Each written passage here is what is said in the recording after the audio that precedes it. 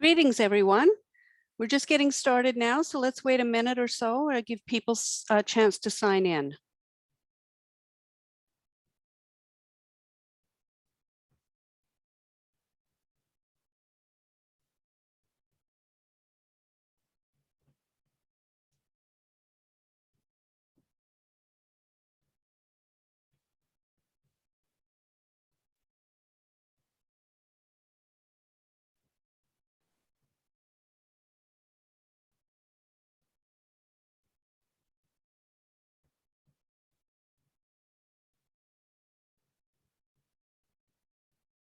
Okay, hello again. Let's get started.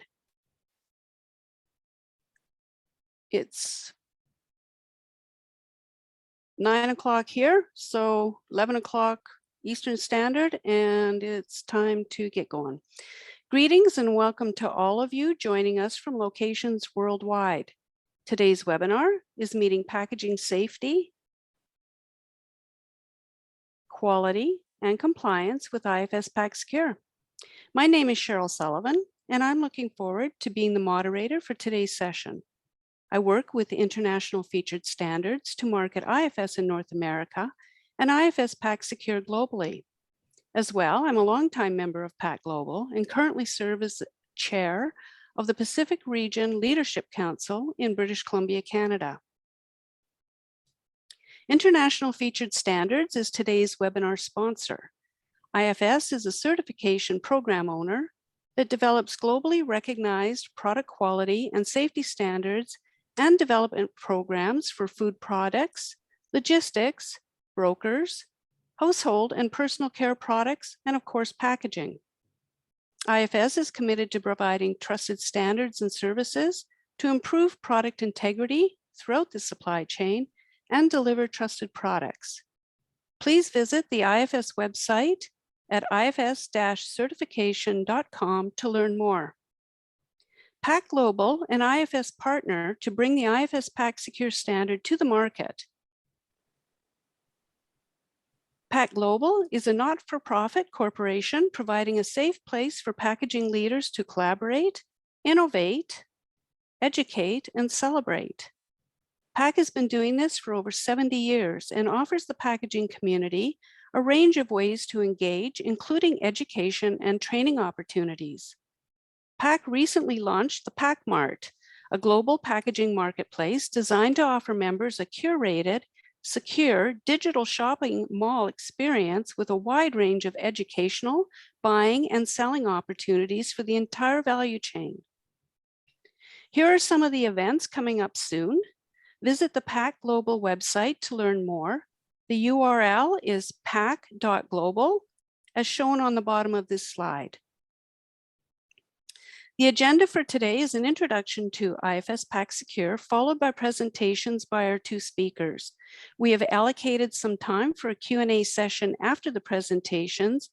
Please use the Q&A box to submit your questions. All right, let's get started. I just want to introduce Pius Gasser. Pius is our IFS Technical Project Manager and IFS representative for North America. Pius is involved in training and educating the industry on packaging through IFS PACsecure. All right, so on to just a little bit about PACsecure Standard and Global Markets Program. We have two products. Both are recognized by the Global Food Safety Initiative, GFSI.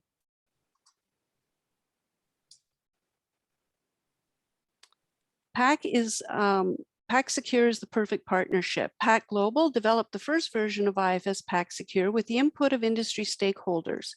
PAC then partnered with IFS to manage the standard, which is ideal as all IFS standards are developed by industry for industry. I was going to turn the presentation over to Pius, but I'm going to carry on today myself. The IFS PACsecure assessment scope now includes a comprehensive description of all types of packaging components and packaging materials. We have expanded the scope to include secondary packaging for specific medical devices and over-the-counter drugs and pharmaceutical products. In the IFS PACsecure standard, you will find additional relevant information about the assessment scopes.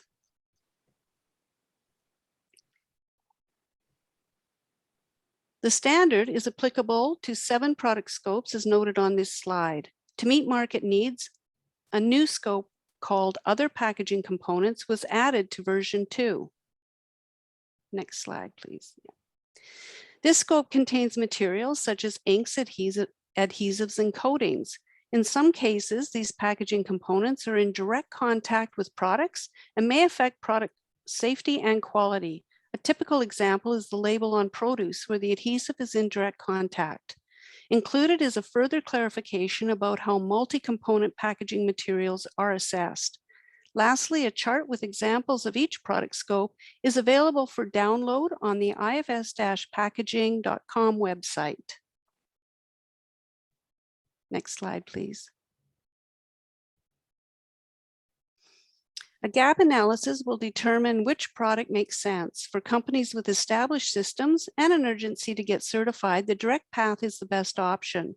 However, for businesses with limited resources, a graduated approach offers a way to get started without being overwhelmed. The path to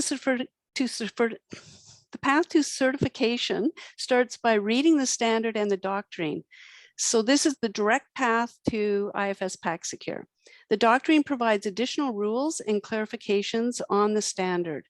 Acquire training through an IFS approved training center, or obtain the expertise of a knowledgeable, recognized IFS consultant.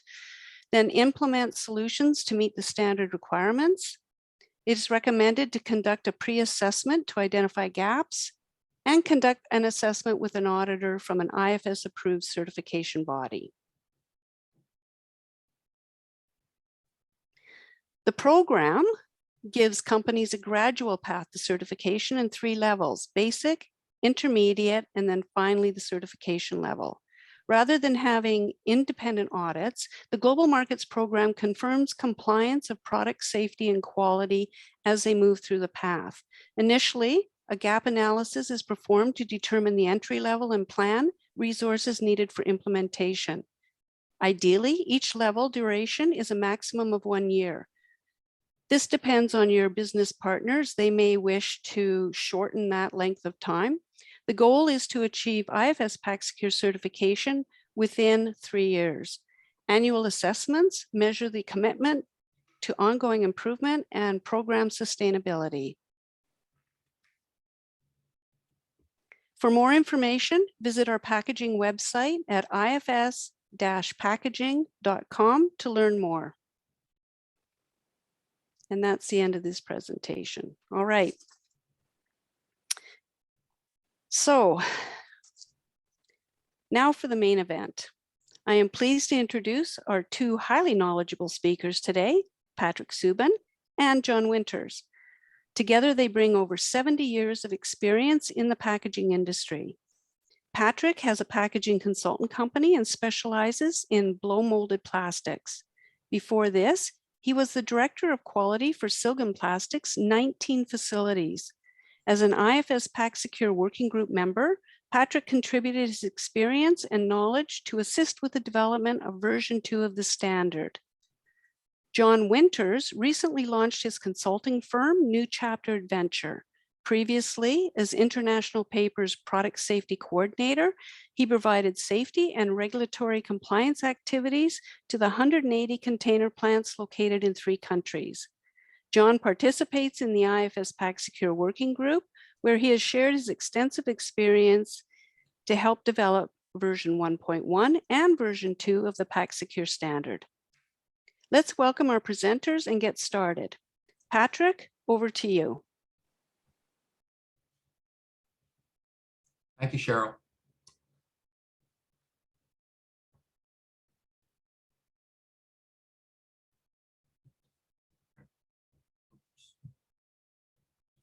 Hello, everyone. I'm overly excited with this wonderful opportunity to continue supporting the packaging industry and the most relevant packaging standard globally, IFS PACsecure.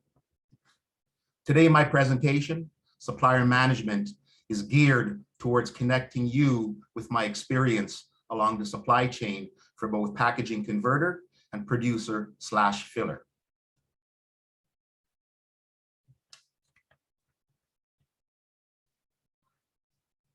Again, I'm overly excited to connect life and learning for you after 30 years in the packaging industry. In addition to consulting, I'm also teaching. I feel a great deal of personal and professional satisfaction in supporting the IFS PACsecure packaging standard.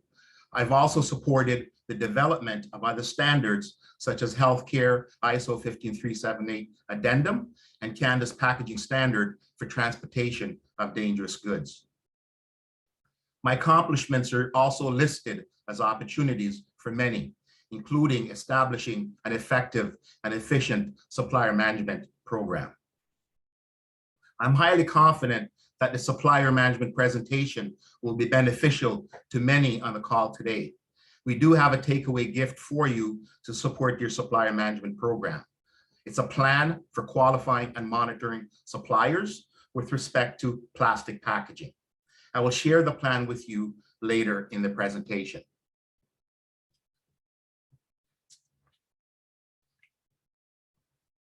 Agenda. So for our agenda, we'll present on results of a recent IFS retailer survey. Then we'll talk about the components of qualifying and monitoring suppliers, evaluation of suppliers. Then we'll talk about assessing materials and inputs based on their intended use. Finally, I'll present your gift, plan for qualifying and monitoring suppliers. A supplier management tip for you. We've captured 2 process flow diagrams in risk assessment format. I'm certain that many on the call today can relate to one or both processes. The top process flow diagram represents a supply chain for the packaging converter. Risk assessment is necessary at each block, starting with 1A for raw materials. The same applies for the processor/filler captured in the bottom process flow diagram. With respect to both processes, you can assess risk for biological, chemical, and physical contaminants at each block. If you're supplying the healthcare and personal care markets, you can also assess for packaging characteristics as well.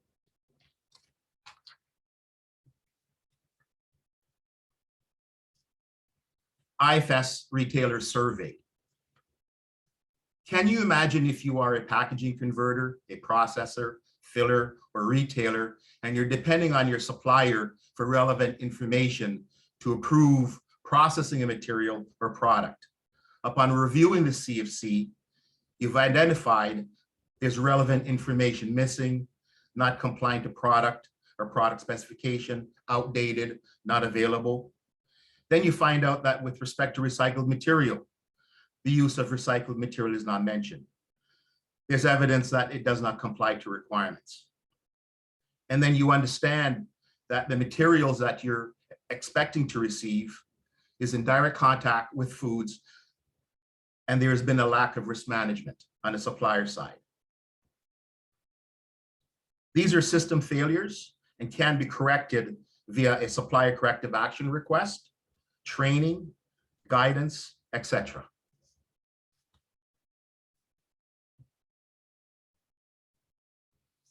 Qualifying and monitoring suppliers.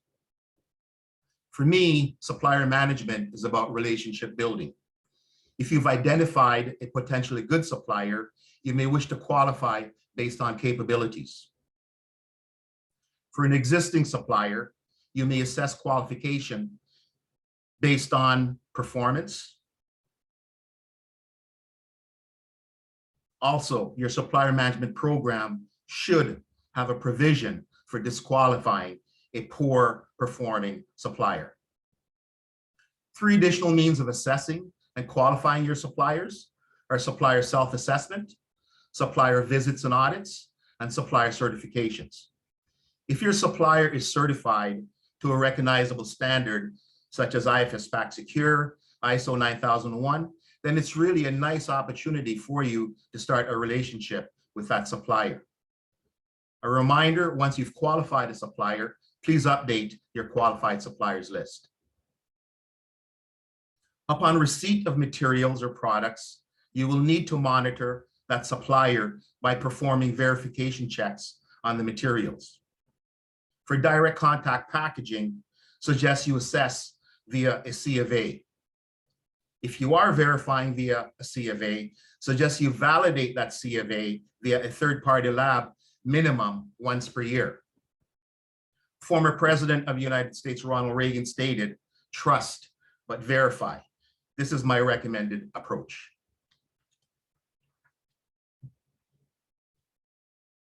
Evaluating suppliers.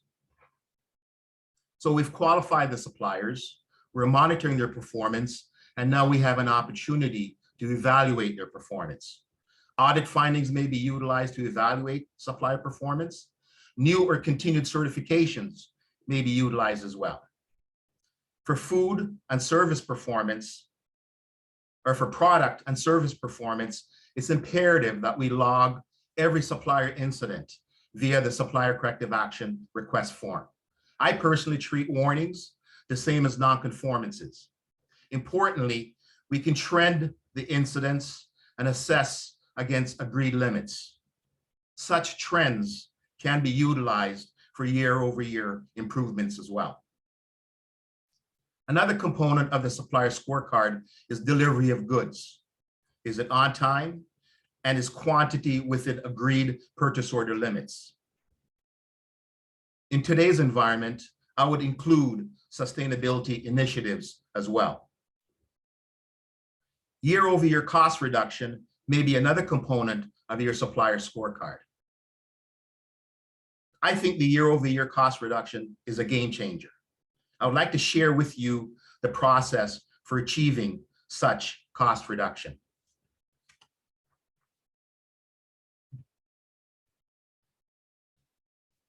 Assessing materials and inputs based on their intended use.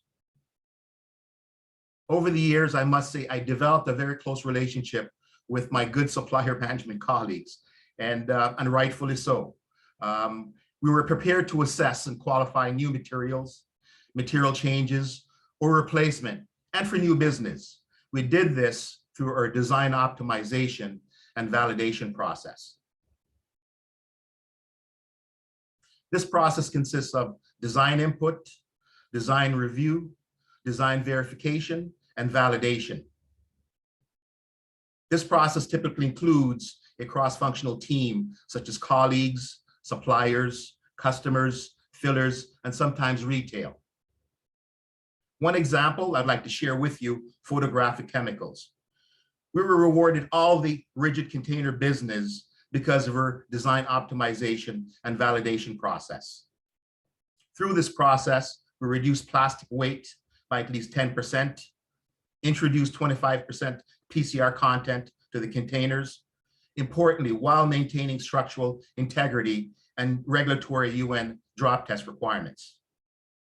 I highly recommend that you utilize this process to assess and validate materials and suppliers.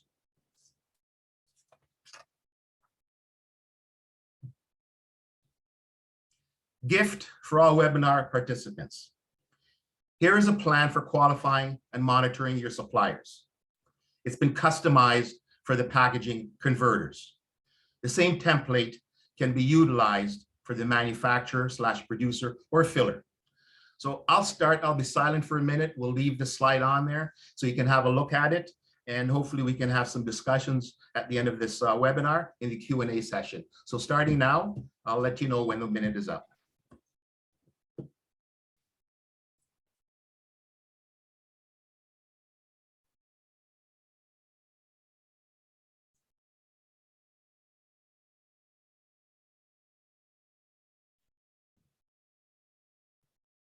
Thirty seconds.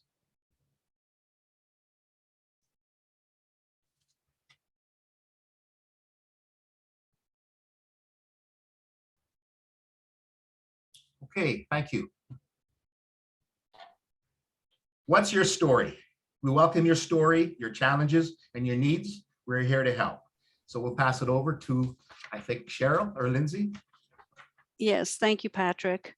Thank you very much for your insight and your roadmap for supplier management. I picked up a few things there myself, so and I knew I would. So now, just a quick reminder to our audience, if you have questions, please type them into the Q&A box and we will get to them at the end of the presentations. John, over to you. Thanks, Cheryl, and thanks, Patrick, for the supplier management information. My name is John Winters, and I would like to take some time to cover 3 different topics with you, but first just some base information on my background. I have over 41 years in the containerboard corrugated packaging industry and also the pressure sensitive roll label stock industry. The past 6 years of my time in the industry, I served as in a corporate capacity as the product safety coordinator for International Paper. And during that time, attended over 90 IFS PACsecure audits, participated in the IFS North American Working Group, and had, from a success standpoint, 135 plants certified IFS PACsecure. On average, the audit scores were 98.5%. The greater share of those audits were at the higher level. Lowest score during that tenure was 98.5%.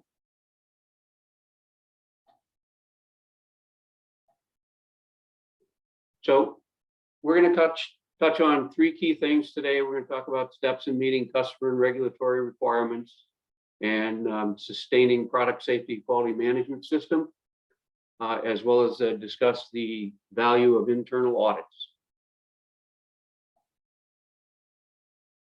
So from a regulatory standpoint, some key things is that we need to be in a position to respond to the ever-changing regulatory requirements that come along and our customer expectations, and understand the interrelationship between those two.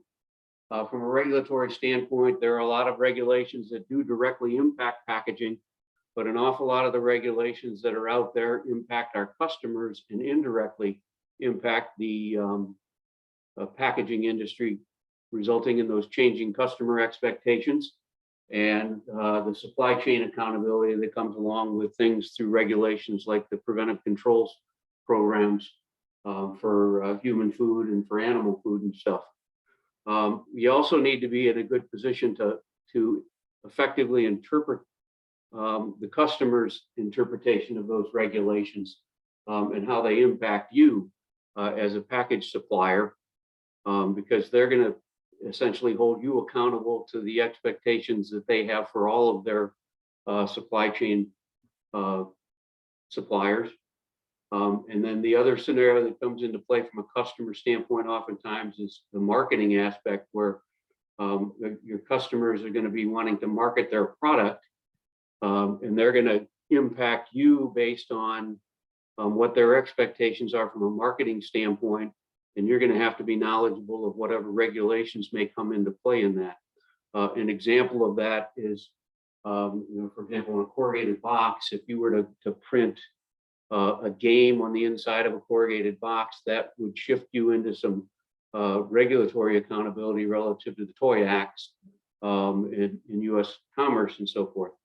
But a key thing, again, from a customer standpoint, is that supply chain accountability has driven them through the years to go to a point of expecting their suppliers to be GFSI certified as a safeguard against what they need to meet from a regulatory standpoint.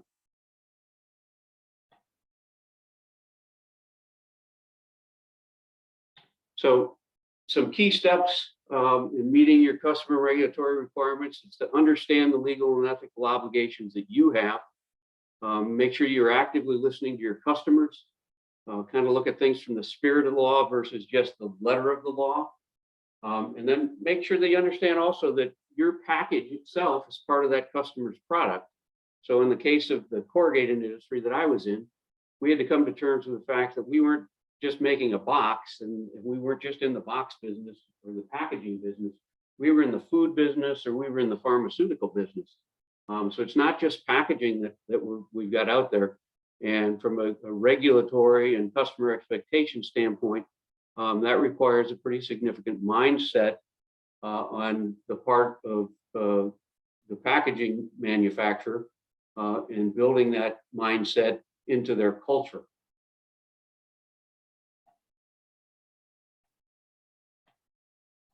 So in terms of being able to sustain a product safety and quality management system, the first key point I would make out to you is don't reinvent the wheel. Do what you can to integrate into the framework of your existing business systems. You don't have to build your product safety system based on specifically laid out based on the criteria of a given audit scheme that you've got out there. You want to make sure that you build your product safety management system in a manner that fits with your business system, with your business objectives, and also aligns with the audit scheme that you're going to be working with. Another key thing is to make sure that you identify some key roles and responsibilities relative to the product safety management system. And one key item is to identify the integral role that gains the most out of having a good product safety system in place, and make sure that that becomes an advocate for your overall facility. So in the case of the facilities I worked with, typically the sales manager was a key individual to get the buy-in from a standpoint, because they were the activities that we were involved in were being driven by customers. So we want to do things to meet the needs of the customers, but then you also need to have a product safety lead on site that's going to kind of drive and make things happen within your facility. A later slide, I'm going to touch on the importance of the management commitment in terms of making sure that you get the appropriate buy-in in that. But what you want to do from a product safety management system is integrate those product safety things into your existing framework, so that you're identifying things that you're already doing and just blending in the product safety requirements that go along with that. And then also make sure that you include an annual review process, so that you can make sure that that product safety management system is current and updated on a regular basis. Another key element that comes into play with your product safety management system is the idea of making sure that you educate everyone on the overall objectives product safety wise, and the reasoning behind the product safety system in terms of adjusting the mindset across the entire facility, that we're not just in the packaging business, we're in the food business, or we're in the pharmaceutical business, and we need to make sure that we do the appropriate things that are expected within that industry.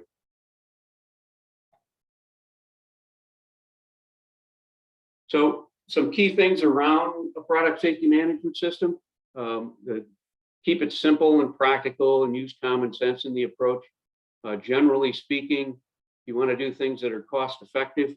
There's a lot of fear around the product safety cost side of things, but in the long run, similar to a quality system, it's going to drive your costs down, and it's going to be very beneficial from a customer standpoint. And then another key element is make sure that what you do is executable. The central part of your product safety management system has to be led from the top. The management commitment and the product safety culture built around things that would be the elements that make that system up, which would be things like HACCP, your regulatory oversight, your spec management, good manufacturing practices, the education system, the maintenance area, your product defense programs, and your foreign material control.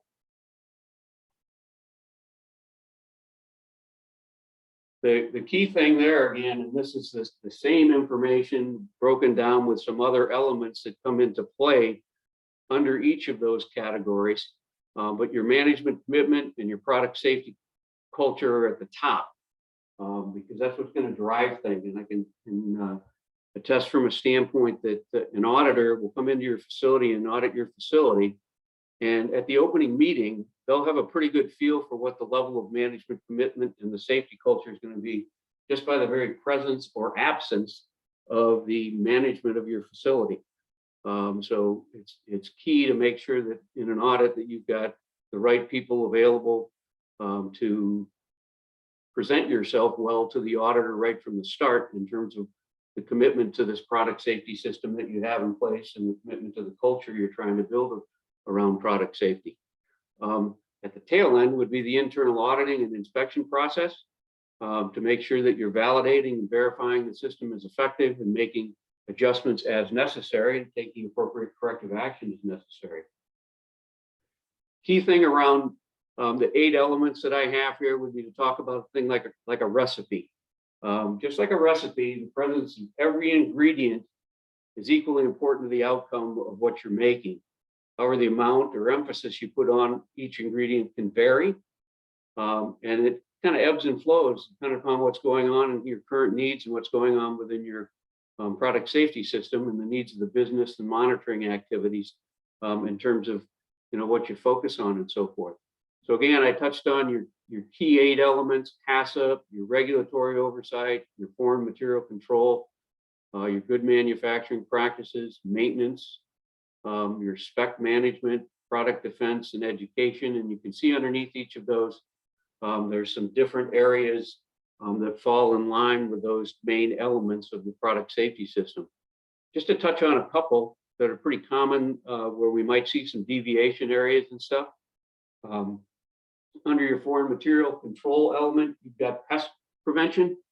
A key area around pest prevention is that oftentimes we subcontract pest prevention out to a pest control service, and oftentimes that becomes an area that we don't maintain the level of management. And one thing I learned through the IFS PACsecure audit was that the audit holds your facility accountable for all of these things. So you're required, and it would be necessary to make sure you do a good job monitoring the activity and managing the pest control operator to make sure they're doing all for you that they can, and they're effectively preventing pest activity within your facility and protecting your product accordingly.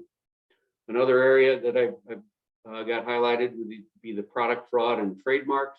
This is something that kind of came new into the IFS PACsecure audit a couple of years back. And it's kind of hard to grasp sometimes that you might be making a package, and why would someone want to potentially steal the package or print plates or things of that nature. But you need to make sure that you're doing the appropriate things to safeguard your customer's brand. And that is, effective and appropriate disposal of unsaleable product, unused product, or any of the tools associated with that product to make sure that you do all you can to protect that brand from any potential fraudulent and counterfeit activity.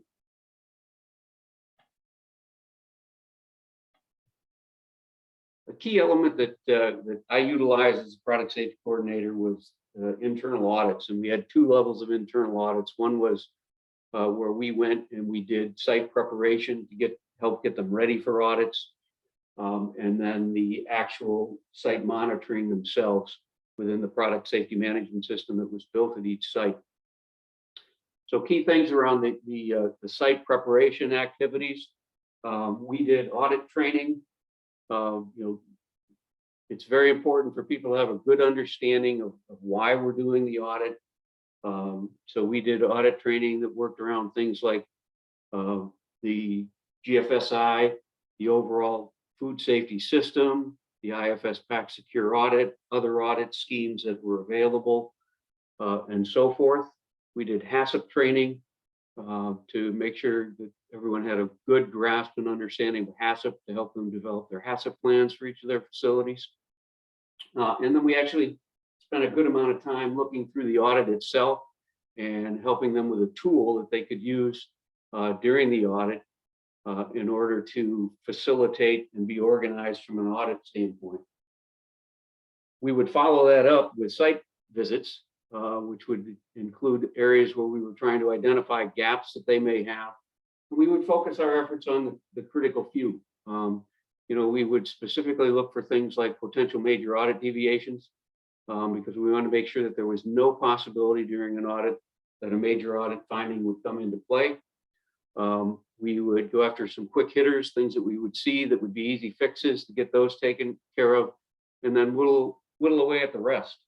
And some of the areas that we would talk about put us in a position that we'd have to make sound risk-based business decisions on whether we're going to do something prior to an audit or after the audit. In many cases, made decisions to step back, wait for the audit, engage the auditor relative to the audit criteria and their interpretation and our interpretation of that audit criteria.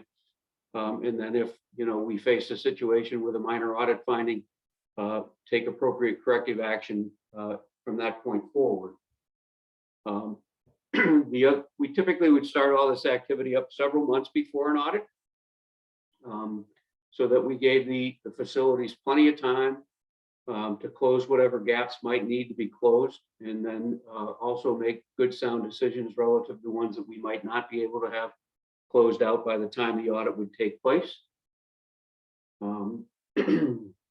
And the other key thing that comes into play with that is that, from an internal audit, from someone outside your facility brings a new set of eyes to the facility and provides an opportunity to see some things that maybe those at the facility don't see each day that they're walking about and looking at things. But some key things that you look at from a standpoint of overall review is you look at the records to make sure you've got those in place. You can conduct interviews very similar to what might be done in an audit, and then general observations as you go through and do a site preparation audit.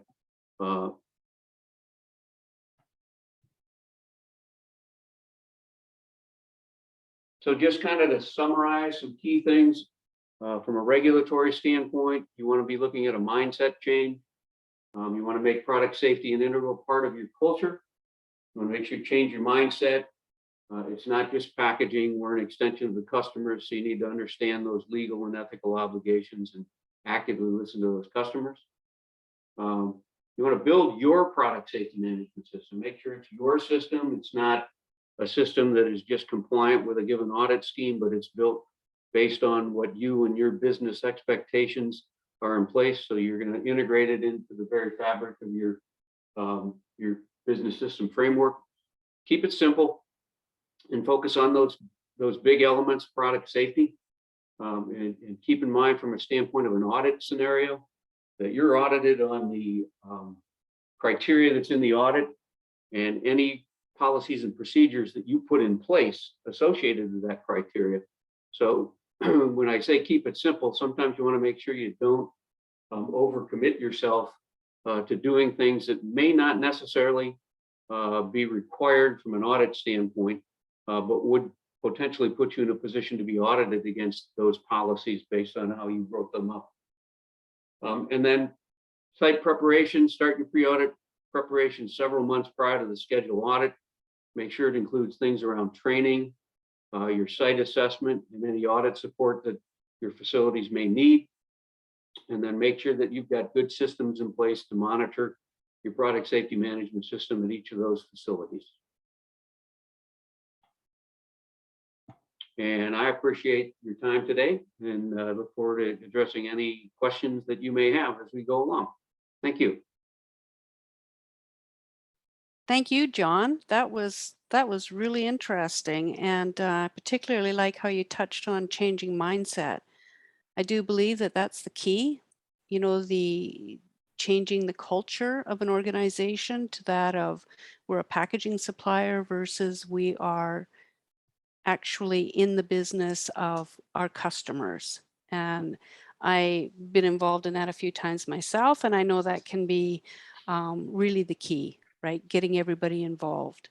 So thank you. Hey, there's Pius now. He has joined us, and you can't hear him, but he's available for Q&A.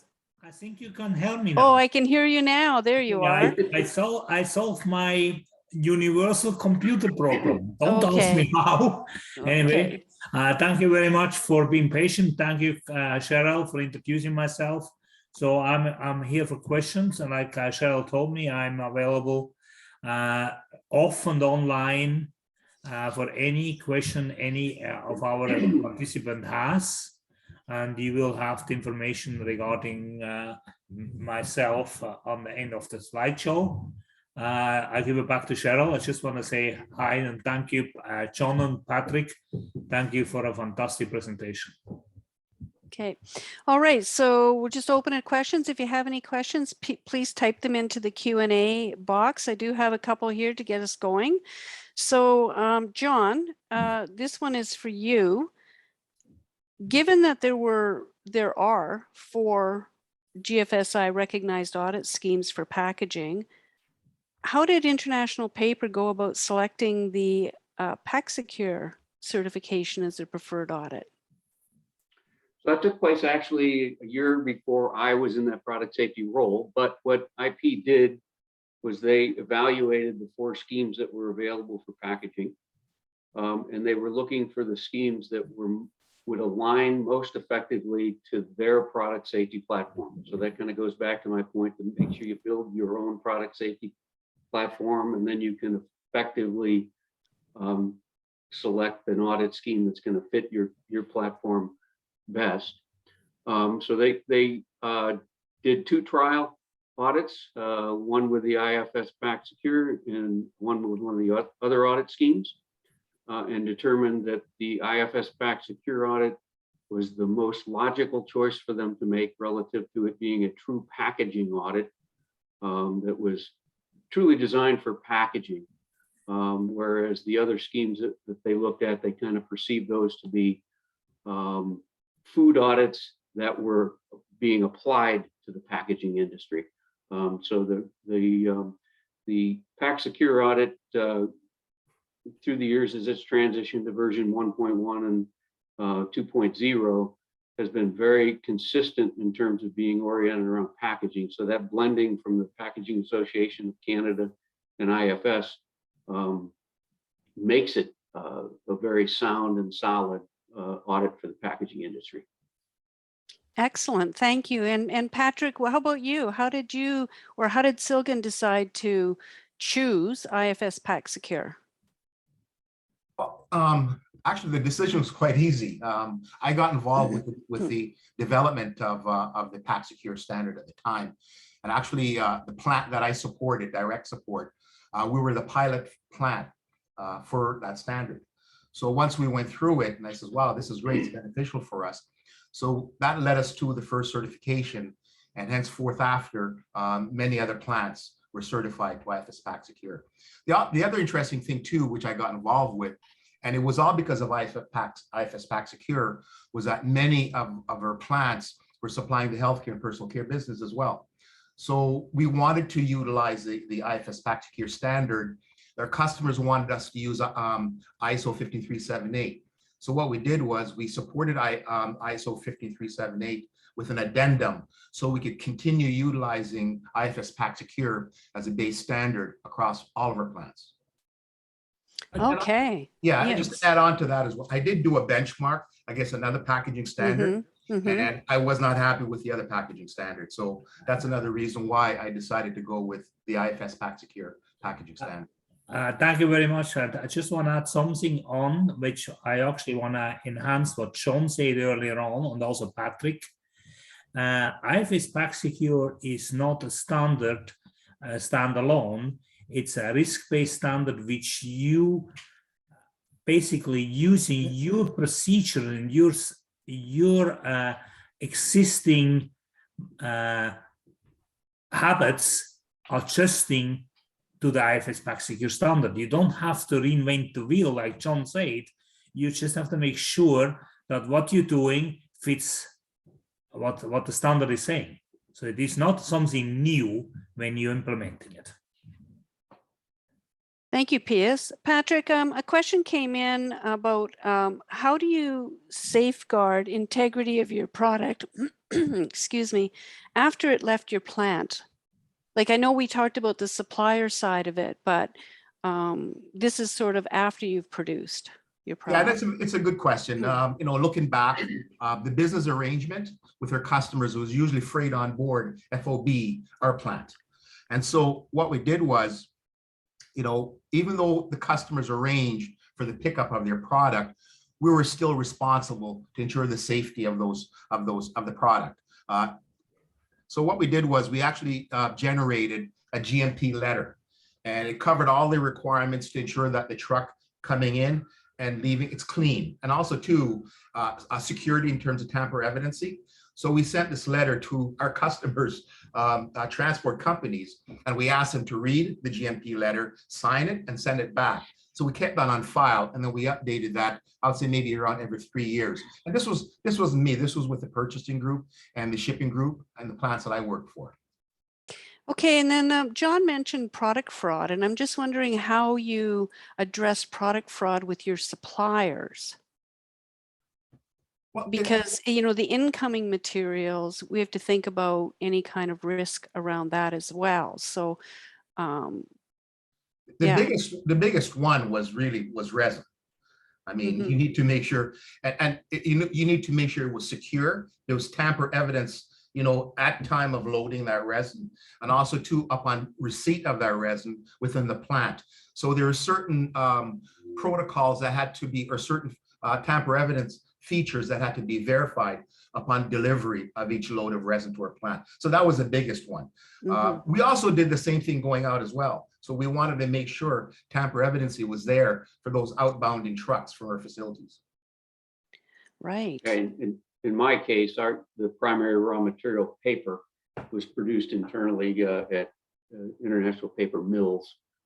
So we had a solid sense of control over that scenario. The other raw materials, we had a pretty good system in place in terms of selecting viable suppliers. Plus we had long-term suppliers for most of the primary raw material commodities. And we did an annual review process relative to vulnerability and any mitigation procedures that we might need to put in place in order to assure that we were getting the product that we were expecting to get. And then we, you know, similar incoming raw material checks and COAs and things like that were expected as well. Right, because we often think of product fraud being retail products, but, you know, I mean, this can occur throughout the packaging industry as well. So Piers, you have a comment? I got a question also. One of the things comes up a few times. It's about component of recycled material in a food contact packaging material. How are you handling that? Patrick, over to you. Wow. Now, if it's allowed, if regulatory allows it, that's one thing. But there are tests that you can do, like within the industry, if you want to assess migration with a direct contact, a food contact packaging material, there's certainly USP tests that you can do. So in recommending to our customers, I mean, we made sure that, number one, if we were going to be using PCR in our containers, it was good quality PCR. But in addition to that, there's certain tests I would recommend to our customers that could be done to ensure that container was safe for packaging foods, and even for healthcare products as well, and for you know, for personal care materials as well. Okay. Thank you. In the corrugated industry, corrugated boxes typically are going to be about 35 to 40% recycled on average. You've got some that might be significantly higher, some that might be somewhat lower with a more virgin fiber. But the Fiber Box Association and the Corrugated Packaging Alliance will do annual test processes to make sure that all of those recycling processes and stuff assure that they're you know, viable for food contact packaging and stuff. And most major companies, I know IP did, most of the other major companies within the industry do their own annual testing as well to make sure that they can effectively comply with any food contact requirements that may come into play. Thank you. Okay, and one of the questions that always gets asked, and you already touched on it a little bit, and I had a recent experience with this myself, is, you know, the common deviations. And you mentioned pest control, John, and I know pest control is huge in the food industry for sure. So what are the more common deviations you saw through all these audits that you did in the facilities, and ones that people tend to kind of miss or overlook? John, over to you. So I'm going to say about 70% of the deviations we've experienced came from Section 4. Now, Section 4 obviously is a significant portion of the audit, so it probably is going to always have more deviations out of that sections than others. But some key things that we would run into would be the housekeeping oriented things.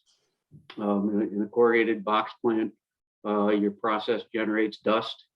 So we would on occasion find issues relative to the cleanliness of ceilings or walls and things of that nature. You touch on pest control. Door gaps were not an uncommon thing. Going back in my history at 3 different corrugated companies, you go to a corrugated box plant in the summertime and most of the doors are hanging wide open and stuff. So again, it goes into some culture change scenarios that are taking place from a product safety standpoint that come into play. Temporary repairs, a pretty common deviation, and really temporary repairs. There's absolutely nothing wrong with temporary repairs as long as you manage them effectively. So you just got to make sure that you've got a system in place dealing with temporary repairs. And if you don't, you can anticipate you're going to get some audit deviations on those type of things and that. The other key things around like GMPs, we would get some occasional deviations around things around hand washing and our monitoring of hand washing to make sure that that's done. And again, that's something that culturally is a little different in a corrugated box plant where you think I gotta wash my hands before I go to work. So that's kind of a culture and a mindset change that you got to work on and work with folks on to make some things happen. So some of these take a little bit of time to get instilled and implemented in your facilities, but you got to be diligent around them. And again, the key thing is, I think, goes back to some of that education standpoint to get people to understand that, in our case, you're not just making a box. You're in the food business or you're in the pharmaceutical business, so the expectations are different. Mm-hmm. Mm-hmm, exactly, because when we think of corrugated boxes, we don't often think of direct food contact, but there's a lot of produce that goes into corrugated and pizzas, and so there is some of that food contact there as well. And until you get talking about those things, people don't kind of connect the dots. But Patrick, over to you. You must have seen some common threads around deviations as well. Yes, and you know what? And beautiful opportunities. So when we had deviations, really it's a sign that our system is working. So the idea was to take those deviations and look at changing your system somewhat to address them. I know John spoke about temporary repairs. One of the things that we did with temporary repairs was return those into a maintenance activity. So eventually, once you had a lot of those temporary repairs, then you need to start looking, how do you prevent those from happening? So it was basically, a preventative maintenance program. So that's how we address that. But yeah, deviations, sometimes we look at them as being bad things. When they come to me, I sign them, but I also log them for opportunities moving forward. And that's how we dealt with them. Mm-hmm. Yeah, and that's a good way to look at it for sure. Okay, now just on a last note, we've got a few minutes left here around the whole sustainability side, and I know PACsecure version 2 is rolling this in a little bit into the standard now. So Patrick, I know you have some ideas around how to measure success within a supplier management program and what those KPIs look like. So do you have a comment on that? Yeah, and I think KPIs are good. It suggests that, you have a process-based approach, right, which is good. And that's the way most of our standards are today, even with the IFS PACsecure. But I would say, a KPI should align with the goals and strategy of your company. It's important. For the retailer, for example, a KPI I would suggest is your plastic footprint, recycling initiatives towards becoming plastic neutral. Plastic reduction and margin improvement are also good KPIs. I think for the packaging converter and the producer as well, I think some of those KPIs, the plastic footprint, recycling initiatives, those are important as well. But definitely utilize some of the information that we present today, and that's the SCARs, the supplier SCAR system. Mm-hmm. How many SCARs have you had? Year over year? Is this an opportunity to reduce them? And one thing too, year over year cost reduction. There's an opportunity, and again, to utilize the design optimization and validation process. Look for opportunities to optimize the design. We'll be surprised, with plastic and how we can optimize, improve structural integrity, reduce plastic. And you know what? We're all winners in today's sustainability world. Okay, great. May I ask you Yes. something? John, I want to ask you something. I see a lot through the audits, different standard, everything. I see a lot of people searching for KPIs. My standard was always a KPI should not satisfy the standard. A KPI should satisfy you, what's good for you. What do you think? Is that for me? No, John. I'm Oh, sorry. John. Oh, I Okay, would John. agree with that. I think you want to set your key performance indicators up around what your objectives are. You should be building your objectives around how you want to grow your business and maintain your business and so forth. So some of your objectives might be associated with customer expectations. Some of them might be other stakeholder expectations, but your KPI should reflect your approach to achieving those things to move your business forward. Thank you. Okay, thank you. Well, we're just winding down here. So last comments, anything else you'd just like to throw out there for the audience before we wind this up? John. Well, I think there's great opportunities out there to select an audit scheme from a packaging standpoint. And I think all 4 audit schemes, they've made some strides to become more packaging friendly. But I think the IFS PACsecure was the front runner in coming up with a solid packaging oriented, true packaging audit. And so if I had to make a recommendation on an audit scheme that I would use as a packaging facility, I would probably lean towards the IFS PACsecure audit first. Okay, thank you. Patrick, over to you. Well, my last comment would be have a look at the supplier qualification and monitoring plan. And, it's something that I started when I first start working within the packaging industry, private blow molding company in Woodbridge. And, we've optimized it to reflect current over the years. And it's a highly effective and efficient plan. So have a look at it, and hopefully it's something that you can utilize and it'll be beneficial to you and your company. Thank you. Okay, well, thank you. And Pius, any last comments? No, I really appreciate Patrick's and John's. I worked with you guys for many, many years since I started with IFS, and I really appreciate your feedback. And I think we did. Thank you very much for today. It was a great session. Thank you. Okay, and Thank you, Cheryl. Thanks. Cheryl, thank you for taking care of me. Yeah, no worries. So this is a wrap. Thank you very much to our audience for joining us today. And if you wish to reach out to us with any questions, Pius and I can always be connected through the mail address of packaging@ifs-certification.com. All right, thank you. We'll sign off. Thanks. Thank you.